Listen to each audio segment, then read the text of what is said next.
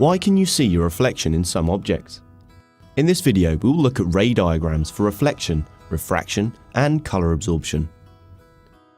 Visible light is part of the electromagnetic spectrum. Light is a transverse wave and travels in straight lines. When light hits an object, it can be reflected, refracted, or absorbed.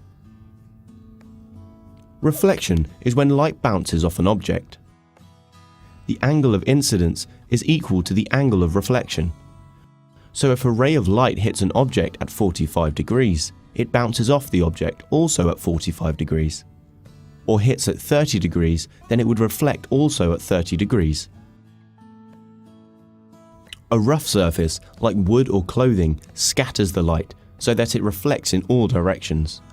Smooth surfaces, like glass or polished metal, reflect the light in a regular way, so a reflection can be seen.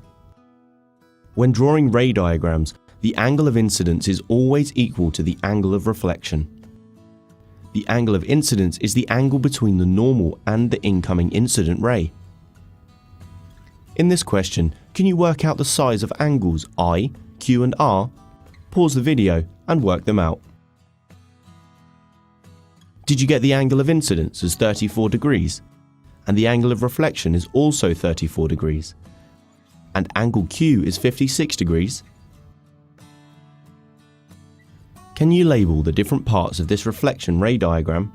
Pause the video and give it a go. Did you get them correct? So what happens during refraction? Sound waves and light waves change speed when they pass across the boundary between two substances with different densities, such as air and glass. This causes them to change direction, which is called refraction.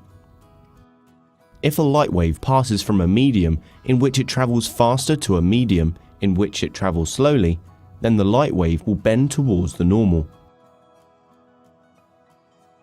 Whereas, if it goes from a slower medium to a faster medium, the light wave refracts away from the normal. Just like with reflection, refraction also has an angle of incidence and then has an angle of refraction. In refraction, the two angles do not equal one another because they are travelling through different medium. The greater the change in speed, the greater the angle of refraction. There is one special case you need to know. Refraction doesn't happen if the waves cross the boundary at exactly 90 degrees. If this happens, they carry straight on. Because of refraction, water looks shallower than it really is. And a straw in a glass of water looks like it bends at the surface. The light ray refracts as it leaves the water, making the straw appear bent. So there we've seen reflection and refraction and the associated ray diagrams. Both have an angle of incidence, and then there is an angle of reflection or refraction.